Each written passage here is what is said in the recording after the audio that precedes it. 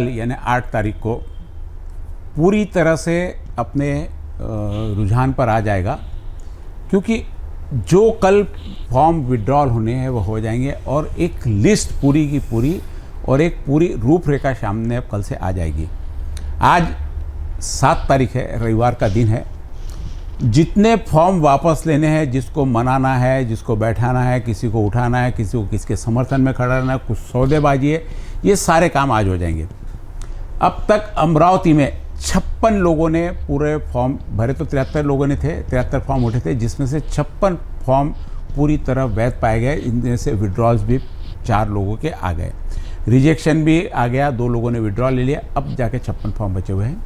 अब ये लोग कितने दिन तक टिक पाते हैं और किस प्रकार टिक पाते हैं, क्योंकि मुझे लगता है कि इससे पहले कभी 56 फॉर्म अमरावती लोकसभा में भरे गए। हमारे साथ में संजय जी मापले, जो सिटी न्यूज़ के राजनीतिक विश्लेषज्ञ है।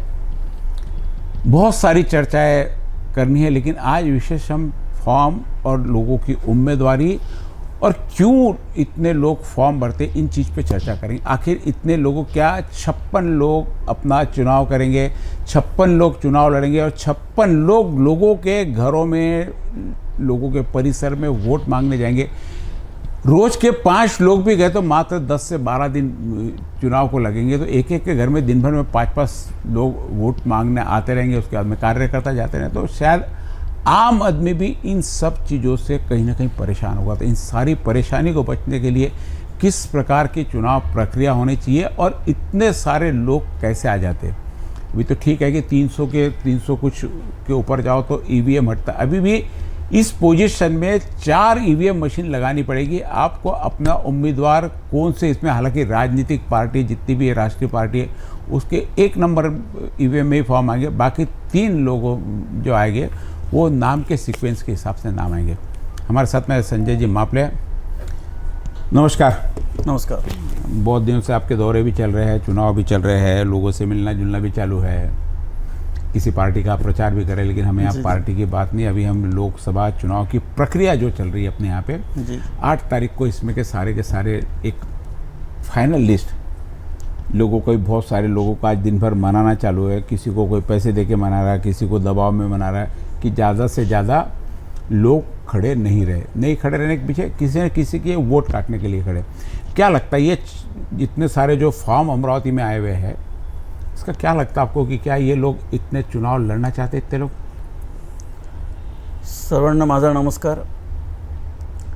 ज्या खऱ्या म्हणजे 26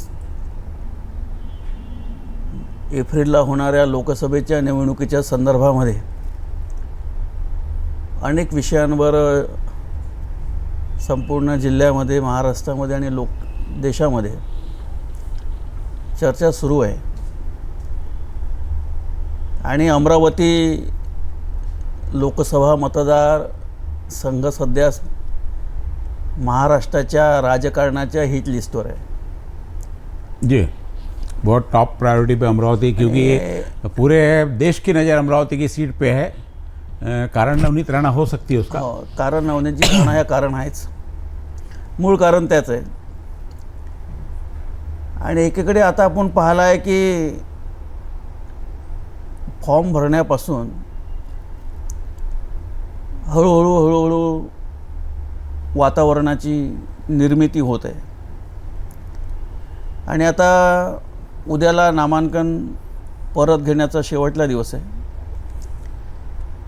आणि आतापर्यंत 56 लोकांनी, 56 उमेदवारांनी फॉर्म भरले। जो लिस्ट पूरी हो गई, तैयार हुई, जी यादी आपल्याकडे प्राप्त झालेली आहे, त्याच्यामध्ये 56 लोकांनी, 2 लोगों ने शायद विड्रॉल लिया, उसमें से यादी आपल्याकडे आहे। 53-54 लोग, आज भी कुछ लोगों ने विड्रॉल लिए होंगे अभी। आणि त्याच्यामध्ये त्या यादीमध्ये आपण असं पाहिलं तर सारे अपक्ष आणि जे विविध संघटनेमध्ये जे लोक काम करतात त्यांच्यासुद्धा पार्टींची नावं त्यांच्यासमोर उल्लेखित केलेले आहे।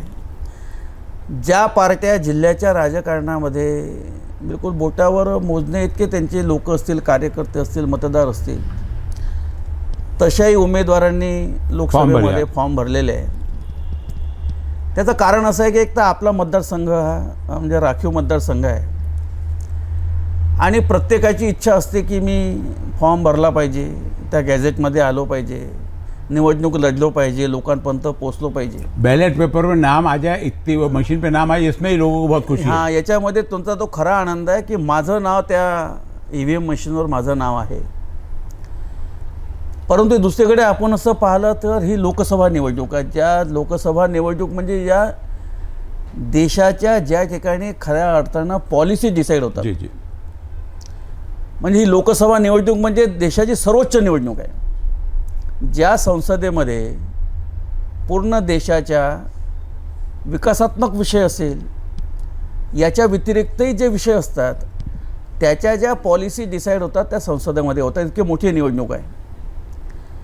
आता 56 लोकांनी जे या ठिकाणी फॉर्म भरले, 2 लोकांनी विड्रॉल केले. आता उद्यापर्यंत आपल्याला अजून माहीत पडेल. तर माझा तर असा अंदाज आहे की उद्या 10 ते 15 लोक पुन्हा आपलं नामांकन तो भी 40 लोग मागे 10-15 भी घेतील. लेते, तो भी 40 लोग, 40 यानी 15 थी, 3 EVM, फिर भी 3 EVM मशीन मशीन लागेल, 3 EVM मशीन लागणार आहे. तो ये शौक कि 7,500 रुपये भरकर इतने लोगों के यानी 12 लाख के आसपास लोग वोटिंग करेंगे. 12 लाख अंदाज जो लग रहा है. 18 लाख 36,000 अभी टोटल वोटर्स है अमरावती में, जिसमें 18 साल से लेके तो 110 साल तक के लोगों की गिनती है उसमें. तो ऐसे में इतने लोगों के सामने उसका नाम, हालांकि ठीक है इतने लोग सब नाम भी नहीं पढ़ते जाके उसको, क्योंकि बाहर से समझा दिया जाता कि पहली मशीन में 4 नंबर का बटन है. बराबर. वो 4 नंबर का, 3 नंबर का, 2 नंबर का, 1 नंबर का जो भी प्रमुख उम्मीदवार रहेंगे, क्योंकि प्रमुख उम्मीदवार 3 से 4 हो सकते हैं. अभी तो फिलहाल सामने 3 नज़र दिख रहे. कोई यदि बाकी समर्थन लेके आता है तो 4 उम्मीदवार हो सकते हैं, लेकिन मुख्य रूप से अभी 3 उम्मीदवार सामने आ रहे हैं. जो भाजपा से एक नवनीत राणा है, दूसरे प्रहार से दिनेश बुब है, और एक बलवंत वानखड़े जो महाविकास आघाड़ी से अभी चुनाव लड़ रहे हैं. सारी पार्टियां ऐसे प्रमुखता से जो दिख रहे हैं उम्मीदवार हैं, जो प्रचार कार्य में भी लगे हुए, लोगों से संपर्क भी कर रहे हैं, ये 3 ही उम्मीदवार. चौथा भी एक अभी खबर आई कि आनंद राज अंबेडकर भी, जो रिपब्लिकन सेना है, उनसे उन्होंने अपनी उम्मीदवारी घोषित कर दिया, और वो कह रहे हैं कि मैं खड़े रहूँगा. आज तक हालांकि सुबह तक ये चर्चा चल रही थी कि शायद वो फॉर्म वापस ले लेंगे. फॉर्म चालू था, कहीं ना कहीं कुछ ऐसा हो गया होगा कि उन्होंने खड़े रहने का अपना मन बना लिया. मुंबई से आते हैं ये, शायद यहाँ के नहीं है, और बाड़ा साहब के वंशज है. ये प्रमुखता से उनके जो क्वालिफिकेशन उनके पास में चुनाव लड़ने का अमरावती से इस सीट पे, वो है प्रमुखता से बाड़ा साहब के वंशज है. तो ये है, और इसमें जो 50 लोग हैं, अब क्या ये इनका शौक है बैलेट पेपर पे आने का, या कोई दूसरे और कारण है? क्या एक बार 7,500 लगा के 25-50 हज़ार की कमाई करनी है? ऐसे कई बहुत सारे उद्देश्य उसके हो सकते हैं, लेकिन सब चीज़ों में कहीं ना कहीं जो लोकशाही की परंपरा है जो है, कहीं तो भी ये इसको डैमेज कर रहे हैं. नाही, लोकशाहीमध्ये प्रत्येकाला निवडणूक लढण्याचा अधिकार आहेच. जी. आणि मी तुम्हाला पहिले सांगितलं की हा आपला जो मतदारसंघ मतदारसंघ राखीव आहे, आणि माझ्या माहितीप्रमाणे हे शेवटलं वर्ष आहे राखीव असण्याचं, म्हणजे 15 वर्षाच्या कॅटेगरीप्रमाणे. 20 हो गया, चौथा टर्म है, चौथा टर्म है, ओपन हो जाएगा, शेवटला टर्म आहे. आणि म्हणून प्रत्येकाला असं वाटतं की बा निवडणुकीमध्ये मी उभं राहिलं पाहिजे, मी माझं भाग्य अजमावलं पाहिजे. पण एक गोष्ट त्यांना माहीत असते की ज्या मतदारसंघामध्ये मी निवडणूक लढतो की माझी पात्रता काय आहे, माझी पात्रता काय आहे, म्हणजे मी निवडून येऊ शकतो का, एवढा खर्च करू शकतो का. लोकसभा निवडणूक म्हणजे इलेक्शन कमिशन किती त्याचा मग किती खर्च दर्शवते वेगळा भाग आहे, म्हणजे त्यांची किती मर्यादा आहे. त्याच्याही मर्यादेच्या पलीकडे खऱ्या अर्थानं लोकसभा निवडणूक लढवायची असेल तर तो इकॉनॉमिकल पुरू शकेल का, तो कार्यकर्त्यांना घेऊन होईल का. आता 8 तारखेला नामांकन मागे घेतल्यानंतर मग चिन्ह वाटप होईल. 26ला निवडणूक आहे, म्हणजे 24ला 5 वाजता प्रचार बंद होईल. म्हणजे संपूर्ण कालावधीमध्ये आपल्याला 15 दिवस मिळतील. मग 15 दिवसामध्ये आपण 18 लाख लोकांना आपण संपर्क करू शकू का, 18 लाखांपर्यंत आपण पोहोचू शकू का. हा सगळा अपन खुद नहीं पहुंचे तो कोई मैसेज के माध्यम से, संदेश के माध्यम से 18 लाख लोगों को एक सादा संदेश भी देना, सादा टेक्स्ट मैसेज भी देना, तो एक बार मैसेज देने का 5 लाख रुपए कमीत कमी खर्च येतात. एक सादा मैसेज दिए, तो हालांकि हर आदमी मैसेज देखता भी नहीं. 18 लाख लोगों को मैसेज देने के लिए और 18 लाख लोगों के घर तक पॉम्पलेट पहुंचाने में एक चीज़ में दो तो भले ही निर्वाचन अधिकारी ने 95 लाख का खर्चा इसके लिए किया, लेकिन हम भी जानते हैं कि 95 लाख में कुछ नहीं होता. हाँ. तो ये जो उम्मीदवार की जिन्होंने ये की है, मेरा ये कहना नहीं है संजय जी कि लोकशाही में हर आदमी को खड़ा है, तो ऐसे तो फिर 400 लोग खड़े हो गए तो सब जगह बैलेट पेपर से इनको चुनाव करना पड़ेगा। तो संस्था जो इसके पीछे काम करती है उसकी भी कहीं लिमिटेशंस आती है, हम उसमें कहीं अपना चुनाव नहीं कर पाता। अभी जैसे हमने देखा कि यहाँ पे वोट कौन किसके काट सकता है, इसके खड़े रहने के पीछे अभी तो आज देखो, आज से लोगों की प्रेस कॉन्फ्रेंस चालू हो गई कि मैं इसके समर्थन में फॉर्म दे रहा हूँ, मैं इसके समर्थन में दे रहा हूँ। पहले फॉर्म भरते, उस टाइम अपना फोटो खिंचवाते, प्रेस में आते, एकमात्र यहाँ इतना, और हर आदमी भी प्रेस लेगा। प्रेस इतना यहाँ पे आसान हो गया कि एक लेके भाई मेरे को समर्थन देना है, जब प्रेस वाले को बुलाते प्रेस वाले भी हम लोग सारे चल जाते, उसका समर्थन घोषित, तो पेपर में फोटो आ गया, समर्थन दे दिया, वो अपने काम से लग जाता, ये अपने काम से लग। तो ये कहीं तो भी परंपराएं रुकनी चाहिए। हम ये नहीं करें कि आपको लड़ने का अधिकार नहीं है, लेकिन किस अधिकार से आप चुनाव लड़ रहे हैं ये भी तो आपके पास चाहिए ना, कि आपको चुनाव लड़ने का अधिकार, ठीक है संविधान ने दिया, लेकिन आपके पास में उतनी क्वालिटी, उतना क्वालिफिकेशन है, उतने कार्यकर्ता होता है। और ऐसा तो नहीं है कि भाई एक जगह आप एक जगह खड़े रह के स्पीच दे दिया, आपको समझ लो क्या करना, वो परंपरा अपने यहाँ नहीं है। आपको तो व्यक्तिगत घर पे जाके संपर्क करना है कि मैं खड़ा हूँ, मेरा परिचय देना है। उसमें से तो यानी 56 में से 50 लोग ऐसे हैं जिसका किसी से परिचय नहीं है, एक दूसरे को नहीं जानते। तो ऐसे में कहीं तो भी लोगों का इरिटेशन बढ़ जाता है। अब वहाँ पे 4 मशीन देखेंगे और समझो लोगों ने रोज़ प्रचार के भोंगे शुरू कर दिए, तो क्या हालत होंगी। तो इन सब चीज़ को बचने के लिए हम इस पे क्या रखते हैं, 2-1 सब ये प्रस्ताव देने वाला और दूसरा इसका, इसकी संख्या बढ़ानी चाहिए, कहीं तो भी सुधार करना चाहिए कि भाई 100 लोग लेके आओ, आपको लोकसभा का चुनाव लड़ना है, त्याच्यामध्ये इलेक्शन कमिशनने सुधारणा केली पाहिजे। 100 लोग लेके आप, तो 100 लोग जमा करने को, मतदार यादीमध्ये अनुमोदक आणि सूचक जे लोक राहतात त्याच्यामधली जी मर्यादा आहे ती मर्यादा 100-150च्या वर जर गेली तर मग त्याला सुद्धा त्या ठिकाणी ब्रेक लागेल की चुनाव भरने के पहले चुनाव फॉर्म नहीं खड़े रहो, लेकिन आपके पास में 100 कार्यकर्ता, जसे तर राष्ट्रपतीचा निवडणूक लढवायचं असेल तर त्यासाठी तुम्हाला एवढे खासदार आवश्यक आहे, तर असं सुद्धा निवडणुकी इलेक्शन कमिशनने थोड़ी सुधारणा केली पाहिजे। नहीं पार्टी का ठीक है, पार्टी का समर्थन है, पार्टी का स्टेटस समझ में आ रहा है, पार्टी के कार्यकर्ता 300 से ज़्यादा राजनीतिक पार्टियां, मैंने उस दिन प्रादेशिक अभी सर्च करा था, 300 से ज़्यादा पार्टियां रजिस्टर्ड है। 300 लोग, यदि 300 लोग अपने अपने उम्मीदवार खड़े कर देवे तो देश की तो निश्चित रूप से एक नई सिस्टम चालू हो जाएगी। कोई व्यक्ति तो कहीं तो भी इसके लिए या तो लड़ना है, एक प्री टेस्ट होनी चाहिए चुनाव लड़ने की। ये हम सिर्फ एक हमारी राय है कि भाई जिसको लोकसभा का चुनाव लड़ना है 6 महीने पहले, क्योंकि हर चीज़ के लिए आप यहाँ पे टेस्ट लेते हैं, हर चीज़ के लिए, किसी को एग्जाम भी देनी है टेस्ट लेने, आपको जॉब देना आपकी टेस्ट लेना,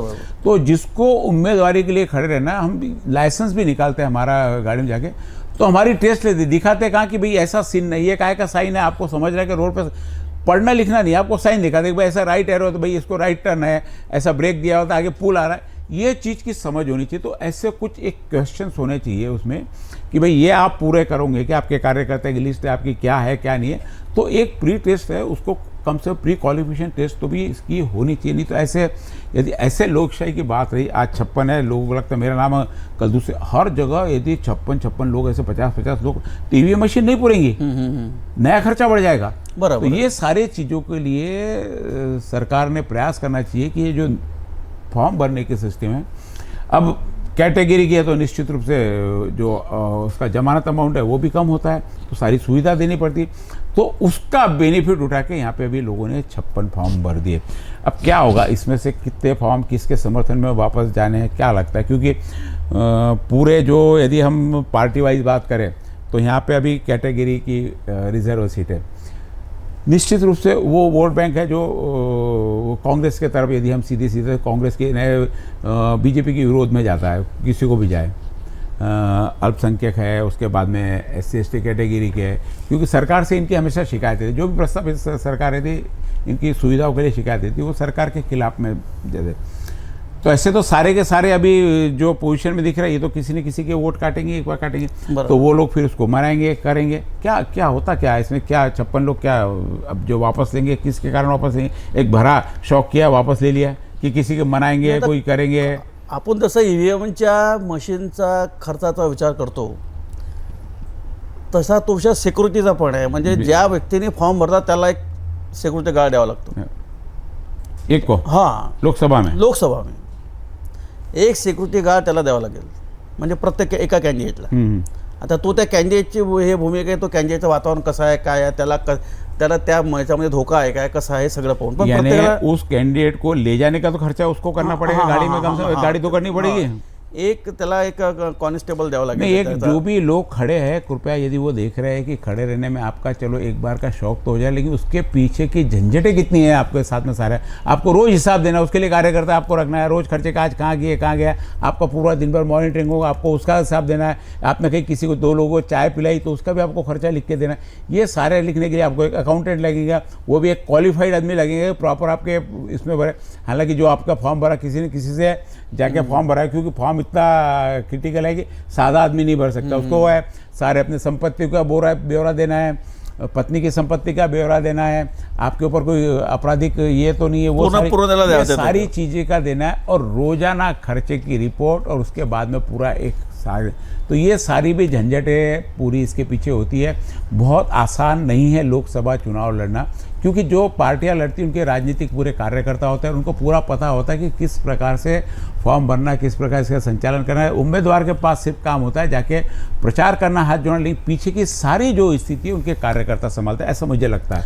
आणि कसं आहे की त्या लोकसभेचे कॅन्डिडेट आहे, आपण असं पाहिलं आहे की एखाद्या कॅन्डिडेटला कुठं काही प्रॉब्लेम झाला, काही कमी जास्त झालं तर त्या ठिकाणच्या निवडणुकासुद्धा रद्द होतात जी, त्याच्यामुळे ती प्रशासनाची सुद्धा ती तेवढी जबाबदारी आहे की त्या कॅन्डिडेटला सेफ ठेवणं। हाँ, यदि किसी की किसी भी प्रकार से हो न हो हाँ, कोई भी प्रकार की किसी की हो गई, दुर्घटना होती आहे तो त्या ठिकाणच्या निवडणुका या ये तो बहुत खतरनाक बात है एकदम। हो, म्हणजे असंही आपल्याला पाहायला मिळालेलं आहे, आणि माझं याच्यावर मत आहे की ज्या नेहमी एक विषय चर्चेला आपण असतो, त्या चर्चेची तुम्ही आणि मी आपण जरी त्याच्या समर्थनार्थ नसेल तर नेहमी चर्चा असते की आता फॉर्म भरायचा, मग कोणतरी कॅन्डिडेट आपल्याला फोन करेल, मग तो म्हणेल की भाऊ तुम्ही मागे घेऊन घ्या, आपलं कसं जमते पाहून घ्या, बहुत धंदा करून वो तो चल रहा है, आज रविवार में दिन भर चल रहा है सारा। तर हा विषय आपला नेहमी आपण त्याचं समर्थन करत नाही, म्हणजे तसं चुकीचं आहे, पण याही चर्चा नेहमी असतात की मग नहीं, देखो ना, रिपब्लिकन सेना का जो उम्मीदवार है, कल तक थी कि भाई मैं खड़े नहीं रहूँगा, वंचित ने मुझे लेट समर्थन दिया, इससे मैं खड़े नहीं, पहले समर्थन मांगा था नहीं दिया, फिर उन्होंने समर्थन का लेटर दिया तो बोलते मैं वापस जाता, फिर अभी वापस प्रेस कॉन्फ्रेंस दिया कि मैं पूरा ताकत से चुनाव लड़ूंगा। तर तसं पाहिलं तर ॲक्च्युअली चुकीचं आहे, ज्याला उभं राहायचं त्याने उभं राहिलं पाहिजे, कारण की मला कधी कधी असं वाटतं की ही लोकशाही की मस्करी नाही, लोकशाहीची थट्टा झालेली आहे ही जी आहे ना, हे निवडणुकीची म्हणजे लोकशाहीची थट्टा आहे।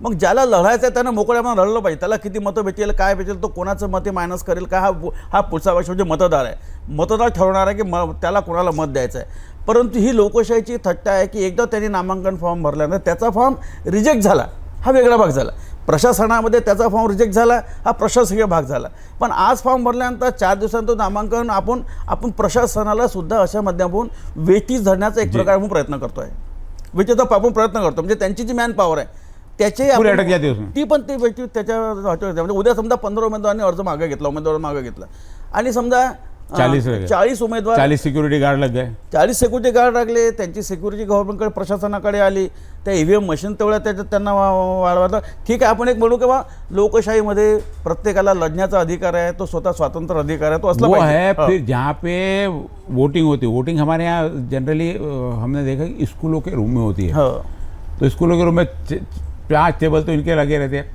वो 40 उम्मीदवार को वहाँ पे उसके प्रतिनिधि को बैठने को जगह देना पड़ता है, तो वो 40 चेयर इतने बड़े रूम भी होने चाहिए ना। हाँ ना, तो 40 जर तुझे उमेदवार राहिले, हाँ, तो 40 लोकांचं त्यांना त्याची व्यवस्था करावं लागेल, आणि तो सगळा जो भार होतो सगळा भार प्रशासनावर येतो। वो हाँ 40 चेयर, अब यहाँ कहीं मुझे नहीं लगता कि कहीं पे भी मतदान सेंटर पे 40 लोगों के बैठने की व्यवस्था होंगी घर में। आपल्या इथे ज्या रूम्स आहे, आपल्याला शाळा कुठल्या आहे, आपल्या इथं खाजगी शाळा नाही, एक प्रश्न जिल्हा परिषदच्या शाळा आणि महानगरपालिकेच्या शाळा, एका रूममध्ये आपण जर पाहिलं की 30 ते 35 ते 40 विद्यार्थ्यांची बसायची व्यवस्था असते रूममध्येच, वो विद्यार्थी होगी वो भी कंजेस्टेड पूरा रूम आहे। आता त्याच्यामध्ये या 4-5 मशीन आहे, त्याच्यामध्ये मग बूथ पोलिंग एजंट, प्रशासनातले लोक आणि हे सगळे लोक, मतदान केंद्र प्रमुख प्लस यांचे प्रतिनिधी, असा सगळं जर आपण आतमध्येच आपल्याला असं वाटतं की 50 लोक आतमध्येच आहे। याही विषयावर खऱ्या अर्थानं सार्वजनिक चर्चा होणं अत्यंत गरजेचं आहे। जसा तुम्ही तो विषय मांडला की एखाद्या उमेदवाराला उभं राहायचं असेल तर इलेक्शन कमिशनरनं या संदर्भातली एक सूचना करून किंवा एका उमेदवाराला फॉर्म भरायचा आहे, त्याच्या समर्थनार्थ त्या जिल्ह्यामध्ये असलेल्या त्या कॉन्स्टिट्यूशनमध्ये असलेल्या 150 लोकांची यादी, हा, त्याच्या सह्या, एक प्रस्तावाने इतके समर्थक पाहिजे, इतके समर्थक पाहिजे. जसं आपण बाकीच्या ज्याच्या वरिष्ठ आपण पदाच्या आपण नेहमी पाहत असतो की 150 लोकांची त्यांची यादी द्यावी. 150 लोक त्यांनी लिहायचं की हा मतदार केंद्र क्रमांक, हा मतदारांचा यादी क्रमांक, हा अनुक्रमांक, आणि आम्ही या उमेदवाराला म्हणजे उभं राहण्याकरता आम्ही समर्थन देत आहे. अनुमोदन आम्ही रिझर्व्हनेच हे करावा. आणि ज्या कॅटेगरीचे जे कॅन्डिडेट आहे तो सुद्धा प्रतिनिधी त्याच कॅटेगरीतला असला पाहिजे. त्याच्यामुळे असं होईल की लढणारा पण विचार करेल आणि ज्याला समर्थन द्यायचं आहे तो पण विचार करेल. ॲटोमॅटिक त्याची पण कॅपॅसिटी माहीत पडेल की आपल्या पाठी 150 लोक आहे. माझं व्यक्तिगत मत असं आहे की जर त्याला 150 लोक त्याला समर्थन दिलं याचा अर्थ असा आहे की तो लढण्याचा तो कॅपेबल आहे, तो कॅपेबल पर्सन आहे आणि त्यांना निवडून लढवण्याचा हरकत नाही. 150 लोकांनी पूर्ण लोकसभेमध्ये जर आपण असा प्रचार केला, अमरावतीमध्ये 6 कॉन्स्टिट्यूशन येतात, मग त्यांनी प्रतिनिधित्व केलं की 4 या कॉन्स्टिट्यूशनमध्ये 5 लोक, त्या कॉन्स्टिट्यूशनमध्ये 5 लोक ते प्रचार करू शकतात. त्याही कॅन्डिडेटला प्रचार करण्याकरता अधिक सोयीचं होते. म्हणून याच्यामध्ये सुधारणा अत्यंत गरजेचं आहे. अशा सुधारणा तोतपर्यंत होत नाही, तोतपर्यंत ही जी परिस्थिती आहे म्हणजे एका बूथवरची आपण परिस्थिती पाहतो. बरं, ही परिस्थिती महाराष्ट्रातली आहे. शहरी भागातलं जे ग्रामीण भागातल्या परिस्थिती किती वाईट आहे. जगह नहीं है, छोटे छोटे से रूम में वहाँ पे होता पूरा ज्या गावाचं पॉप्युलेशन 2-2.5 हजार आहे तिथं खाजगी शाळा नाही, एक जिल्हा परिषद शाळा आहे. इसमें भी कैसा होता, एक जगह 3-3, 4-4 पोलिंग बूथ रहते एक स्कूल में, बराबर, तो एक में एक प्रतिनिधि है, ऐसे 4 में बराबर. तो यदि 40 है तो 160 प्रतिनिधि एक बूथ सेंटर, ये 4 सेंटर है तो वहाँ पे हो जाएंगे, क्योंकि भाई एक बूथ में 400-450 करीब वोट अपने जो रहते हैं, एक जो पोलिंग बूथ है उसमें 400-450 वोट है. एक कैपेसिटी की सुबह 7 बजे से लेकर आज तक कितने लोग शाम को 5 बजे तक कितने वोट कर सकते हैं, उतने की व्यवस्था रहती है वहाँ पे. तो ऐसा दिया जाए तो एक 400 लोगों के पीछे एक प्रतिनिधि और हो गया, एक प्रतिनिधि और हो गया. तो इतनी कैपेसिटी, कम से कम भाई इतने बूथ पे बैठने के आदमी है कि कम से कम इतना 150 तो बताएं तो 150 ज़्यादा बूथ है. बरं, त्यांची नाश्त्या चहा पाणी जेवायची व्यवस्था आहे, हाँ, तो पण भाग आहे. कारण की तो जो प्रतिनिधी असतो प्रत्येक पार्टीचा किंवा त्या कॅन्डिडेटचा, तो अधिकृत प्रतिनिधी असतो, त्याची शासनाकडे नोंद असते, त्याचे फोटो असतात, त्याचा आधार कार्ड असतो, त्याची सुद्धा व्यवस्था प्रशासनाला करावी लागते. आता हा शहरी भागातला प्रचार ठीक आहे, ग्रामीण भागामधली किती परिस्थिती आहे. ग्रामीण भागात एकच शाळा आहे, एक जिल्हा परिषद असेल. खाजगी शाळा ग्रामीण भागामध्ये खूप कमी आहे. एखाद्या आपण ग्रामीण भागामध्ये गेलो तिथे एक जिल्हा परिषद शाळा आहे, त्या शाळेमध्ये बसायच्या विद्यार्थ्यांची व्यवस्था 200-250 विद्यार्थ्यांची. मग सगळं जर असं झालं तर प्रशासनाचा जो भाग पडेल, म्हणजे प्रशासनाचा जो हा भार पडेल, हा खरोखर आपण त्यामध्ये कल्पनाही करू शकत नहीं. होता क्या हो संजय भैया, अपन सारी बात कर ले. अब जैसे हमने बताया कि 40 लोग, एक बार क्या होता, सरकार जब तक नहीं आती जब तक उनको इन चीज़ों की तकलीफ नहीं आएंगी कहीं पे, इसका कुछ ये नहीं होगा. तो 40 लोग खड़े हैं तो 40 लोगों ने अपने प्रतिनिधि भेजना. एक स्कूल में 4-4, 5-5, 6-6, 7-7, 8-8 बूथ रहते हैं. एक बूथ पे समझो प्रतिनिधि का 300 आदमी अंदर चले गया तो पुलिस प्रशासन भी क्या करेगा. नहीं, वहाँ जब तक ये तकलीफें निर्माण नहीं होंगी. एक्चुअली वहाँ पे बैठने की व्यवस्था होना ना. प्रतिनिधि किसी भी उम्मीदवार का जो भी प्रतिनिधि रहता है, चुन के कौन आता वो आगे वो प्रश्न नहीं है अपना, अभी प्रक्रिया पे जा रहे हैं. जो भी प्रतिनिधि रिप्रेजेंटेटिव वहाँ पे है वो तो रिस्पेक्टिव पर्सन है ना, उसको समझदारी है ना. हाँ. जब भी कोई उम्मीदवार उसको रिप्रेजेंट कर रहा है वहाँ पर, तो इसका अर्थ ऐसा है कि वो समझदार है. वो भी वहाँ पर प्रतिष्ठित नागरिक आहे जो प्रतिनिधी वहाँ का. मग त्याची सुद्धा व्यवस्था करायला त्या ठिकाणी झाली पाहिजे. मग सगळ्यांची व्यवस्था, 40 लोकांची व्यवस्था आपण खोचे टाकून केली तर मग मतदारांनी, केंद्र प्रमुखांनी कुठे त्यांचं कसं करायचं, हा एक प्रशासनावरचा जो मोठा जो भार आहे, हा भार कमी करण्याकरता इलेक्शन कमिशनने पुढाकार घेतला पाहिजे. कारण की पुढे अजून परिस्थिती बिकटते. बरं, ही परिस्थिती अमरावती जिल्ह्यातलीच नाही आहे. आपण नागपूरमध्ये गेलो, वर्धामध्ये गेलो, यवतमाळमध्ये गेलो, सगळे फॉर्म भी भरते, 100 लोकांनी फॉर्म भरलेले आहे.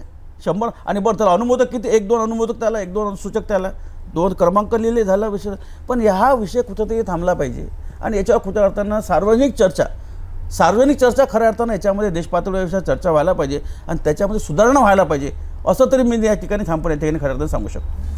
बहुत ज़रूरी है, क्योंकि हम चुनाव तो कर रहे हैं लोकशाही में. जैसे सबसे पहले बताया कि लोकशाही में अधिकार हर व्यक्ति खड़ा हो सकता है, होना चाहिए, नहीं होना चाहिए, लेकिन उसके लिए एक बेसिक क्वालिफिकेशन, एक 2-3 सजेशन यहाँ पे, एक उसकी जो भी उम्मीदवार खड़ा रहता है उसकी एक प्री टेस्ट करके होनी चाहिए.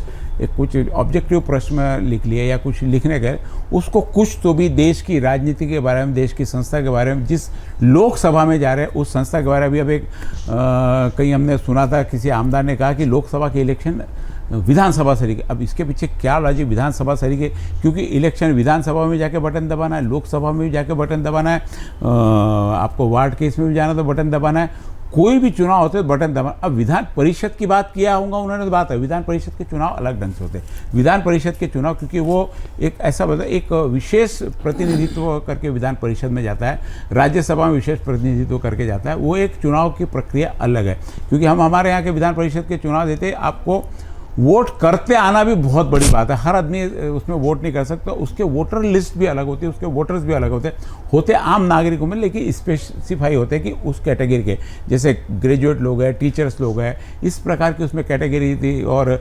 स्वराज संस्थाओं के, ये एक स्वराज संस्था की चर्चा करेंगे, स्थानिक स्वराज संस्था की भी एक चर्चा करेंगे अपन, क्योंकि अभी एक नया विषय भी एकदम से ध्यान में आ गया उसके बारे में, उसके बारे में चर्चा लेंगे। चर्चा स्थानिक स्वराज संस्था की, अमरावती से स्थानिक स्वराज संस्था के प्रवीण पोटे हैं, उनका कार्यकाल खत्म होने में आ रहा है, और उस कार्यकाल के खत्म होते होते हमको दूसरा चुनाव लेना पड़ता है। लेकिन पिछले 5 साल से सार्वजनिक संस्था ही नहीं है, तो इसका कैसा हो, एक अलग से बात है। क्योंकि एक अभी बात करते करते एकदम चीज़ ध्यान में आ गई कि समझो और एक साल यदि चुनाव नहीं होते तो क्या यह ओबी इलेक्शन कारपोरेशन जिला परिषद के पोस्टपोन हो सकते हैं। हाँ, तो ये भी फिर क्या, ये प्रतिनिधित्व क्या, एक प्रतिनिधित्व वहाँ से, क्योंकि कार्यकाल 6 साल का, वो कार्यकाल तो बढ़ेगा नहीं, कार्यकाल बढ़ाने की प्रोविजन नहीं है, तो वो एक प्रतिनिधित्व क्या वहाँ पे विधान परिषद में चुका। इसकी एक कुछ एक्सपर्ट और कुछ उनको लेके सबसे चर्चा करेंगे। लेकिन अभी मुद्दा था कि जो अभी लोकसभा में बोलो, कोई भी किसी भी चुनाव, लोकसभा तो एक हमारे सामने चुनाव का, लोकसभा, विधानसभा, उसके बाद में नीचे कारपोरेशन, जिला परिषद, जहाँ पे भी यदि ऐसे खड़े होने वाले इतने वाइड स्तर पे यदि फॉर्म भरते हो तो निश्चित प्रशासन और साथ में जनता के लिए भी बहुत इरिटेशन का, यदि सही में 50 लोग प्रचार करने निकल जाए, आपके लोग पास 50 लोगों का प्रचार आए, 50 लोगों के फ़ोन कॉल आने चालू हो जाए आपको कि मैं यहाँ से खड़ा हूँ, आप मुझे वोट दीजिए, क्योंकि बहुत आसान चीज़ होगी, एक पैकेज दे दीजिए आपको, मुझे 10 लाख लोगों को फ़ोन करना था, आपको 10 लाख लोगों को दिन भर में फ़ोन चले जाएंगे, एक रिकॉर्डेड वॉइस मैसेज जाएगा कि मैं यहाँ से खड़ा हूँ।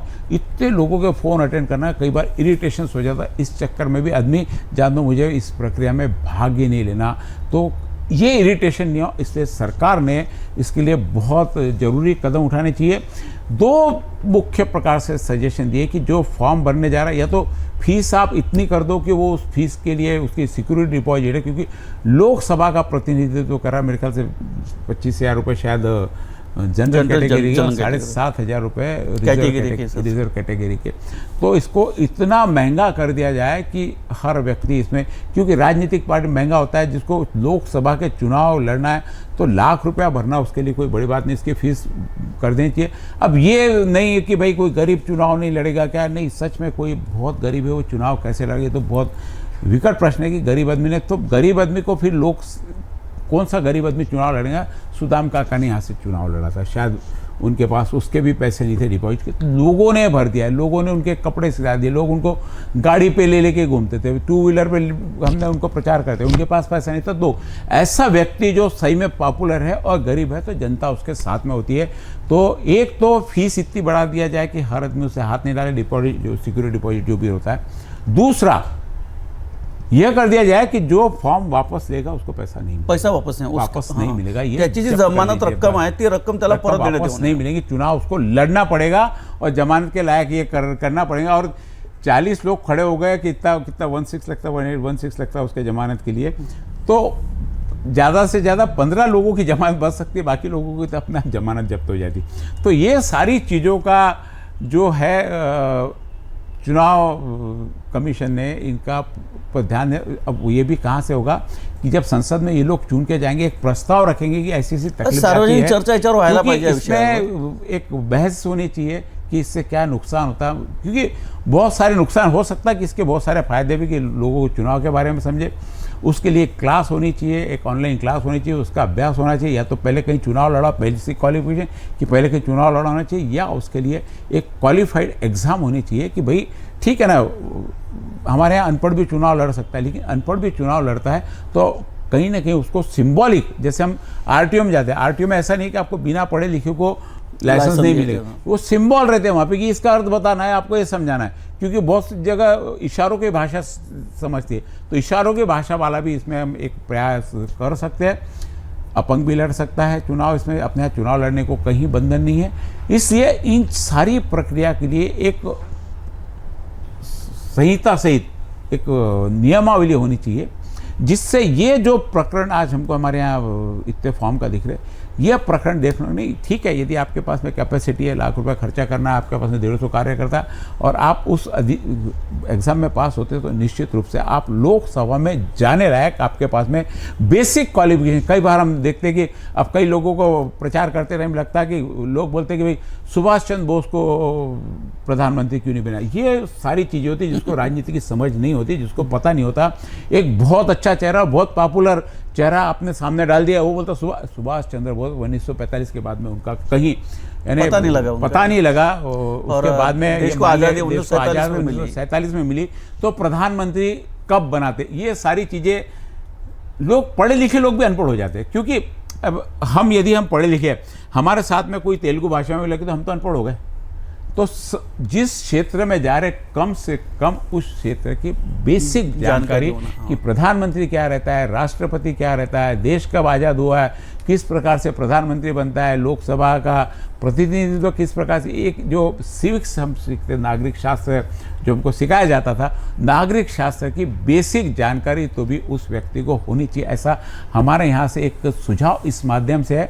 और भी बहुत सारी चर्चा, आज हमारी तो सिर्फ टेक्निकली चर्चा थी, और भी राजनीतिक चर्चा में हम संजय जी मापले के साथ में मिलेंगे। यह प्रोग्राम एक विशेष प्रोग्राम है, यह कहीं भी हमने इसमें राजनीतिक चर्चा नहीं की कि इसके कारण हमने एक टेक्निकली प्रॉब्लम जो अभी आम जनता के लिए भी समझना जरूरी है, क्योंकि रोज़ यदि आपके पास में 50 लोग के भोंगे घूमे तो वो भी है, तो इसकी आवाज़ जनप्रतिनिधि द्वारा आने वाले संसद में उठनी चाहिए और एक नया सुधारित विधेयक इसके उम्मीदवार के लिए होना चाहिए, ताकि एक अच्छी सोच निर्माण हो सके, अच्छा प्रतिनिधित्व मिल सके, एक समझदार प्रतिनिधित्व मिल सके, ताकि देश सही में, अब हम जब इसमें जाते हैं, अभी चर्चा करते सड़कों पर जाके, तो चुनाव लोकसभा का है, लेकिन लोग अपनी नाली की समस्या, मेरे यहाँ तो साफ सफाई नहीं हुई, मैं इसलिए उसको वोट नहीं। अरे साफ सफाई का संबंध नगर सेवक से है, जनप्रतिनिधि से है। ये जो प्रतिनिधि आपके जा रहे हैं, ये देश में पॉलिसी बनाने के लिए कि आपके अमरावती में क्या आना चाहिए केंद्र से, उसकी पॉलिसी बनाने के लिए जाएंगे। आपका विकास क्या है कि लोकल की नालियाँ कैसे साफ होनी चाहिए, रोड कैसे बनने चाहिए, इंटरनेट बड़े रोड जो है वो आना चाहिए, आपके शहरों को जोड़ने की क्या कनेक्टिविटी होती, शहर के विकास के लिए आपको क्या बड़ी योजना चाहिए, उसके लिए यह प्रतिनिधित्व होता है। और देश में जो पॉलिसी बढ़ती है, जिसका पूरे अंतर्राष्ट्रीय स्तर पर पड़ता, उसमें अपना मत देने के लिए, उसमें अपनी राय रखने के लिए प्रतिनिधित्व जाता। प्रतिनिधित्व बहुत प्रकार के आते हैं। आपके लिए सबसे पहला प्रतिनिधित्व होता है आपका नगर सेवक, जो आपके हर काम, यानी कि इवन कि आपके घर में कोई शादी है, ब्याह है, कोई मैं, तो उसमें भी आपका वो उपस्थित रहता है। ये अपेक्षा आप खासदार से, कई लोग बोलते हैं कि मैंने खासदार को देखा ही नहीं, हमसे आके मिली नहीं। 25 लाख लोगों से मिलना एक किसी भी इसमें बहुत संभव नहीं होता। तो उसके कार्य का ढंग, किस ढंग से कार्य करता है और आपकी बात जो जनप्रतिनिधि की वो ऊपर तक पहुंचती है क्या, ये जिसमें सक्षम है आप उसको मत दें। हम यहाँ पे किसी पार्टी का प्रचार नहीं कर रहे, लेकिन जो सक्षम है, जिसने कार्य का अनुभव है, अनुभव तो ऐसा नहीं कि भाई पहले 5 साल खड़ा ही रहा उसको ही मिले, नया व्यक्ति भी, लेकिन बाकी सामाजिक कार्य के अनुभव भी उसके देखे जाते हैं। कि सिर्फ आया, किसी पार्टी ने ला दिया, बाहर से ला के दे दिया कि भाई इसको वोट दे दो, क्योंकि जहाँ रह रहे तो कम से कम स्थानिक समस्या क्या है, भौगोलिक समस्या क्या, इसकी तो भी जानकारी होनी चाहिए। यह एपिसोड आपको कैसा लगा हमें कमेंट बॉक्स में जरूर बताएं, और नए विषयों के साथ में आपके साथ में जुड़ते रहेंगे। आप देख रहे हैं सिटी न्यूज़, आप यूट्यूब पे, फेसबुक पे, इंस्टाग्राम पे, जितने भी सोशल मीडिया के प्लेटफॉर्म आप वहाँ पे जाकर सिटी न्यूज़ देख सकते हैं। यदि आप इसको जिस प्लेटफॉर्म पे देख रहे हैं तो आप उसे लाइक और फॉलो जरूर कीजिए, ताकि और नए नए विषय पर आपके साथ जुड़ सके और अपनी राय आप इस माध्यम से हम तक भिजा सकते हैं, जो हम चैनल के माध्यम से वापस उसका जवाब लेके आप तक पहुँचाने की कोशिश करेंगे। धन्यवाद।